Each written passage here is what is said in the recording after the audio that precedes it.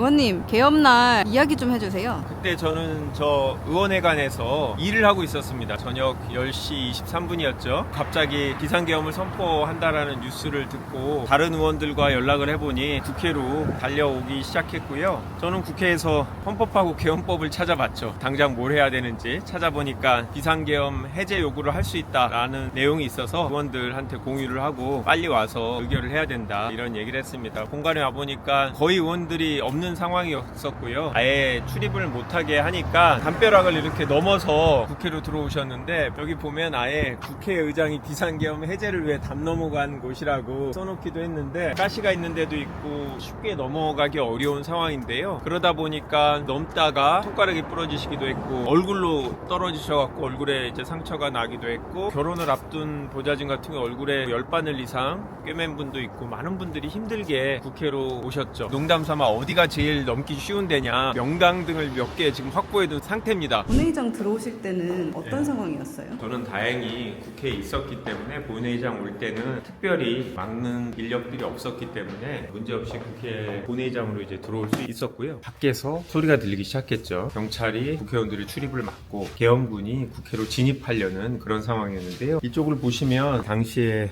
계엄군이 이쪽으로 들어오려고 해서 보좌진이나 당직자들이 물건들을 이렇게 쌓아놓고 막으려고 노력을 했던 거죠. 이 상황을 보시면 문을 부수고 들어왔던 흔적입니다. 이 부분은 그냥 보관을 했으면 좋겠어요. 이 자체가 비상계엄 상황에서 급박한 그런 모습을 기억하게 할 수 있는 그 자체로 의미가 있지 않을까 이렇게 생각이 듭니다. 국민의힘 정책위장실이고요. 당시 CCTV 영상을 보시면 계엄군이 저쪽 유리창을 깨고 들어와서 이렇게 뛰어가는 바로 이 현장인데요. 저쪽이 본회의장으로 들어가는 바로 입구인데요. 당직자들이 소화기를 뿌리면서 저항했던 그곳이죠. 목전까지 계엄군이 온 상황에서 1시에 바로 저희가 의결을 할 수 있었습니다. 본회의장에 계실 때 어떤 생각이 드셨어요? 설사 비상계엄 해제 요구 결의를 한다 하더라도 가지 않고 이를 끌어낼 수 있겠다. 공무집행 방해로 바로 현행법 체포할 가능성이 크다라는 생각이 들었고 비정상적인 대통령이라면 계엄군 보호를 위한다는 핑계로 총을 쏜다든지 죽을 수도 있겠다. 막연하게 그런 생각이 들어서 티를 내지 않았습니다만 두려웠고 아직도 계속 지속되고 있습니다. 민주당은 어떻게 해야 될까요? 불안전성이 가장 안 좋은 요인이거든요. 당 지도부를 포함해서 여러 의원들이 외교사절들이나 경제 분야에서 종사하는 사람들하고 만나서 탄핵으로 안정화될 거다라는 분석을 제시하고 비상경제 상황을 점검하기 위한 노력들을 하고 있고요. 밖으로 나오니까 시위하고 있는 소리가 들리는데요. 평화로운 일상을 회복할 수 있도록 이번 주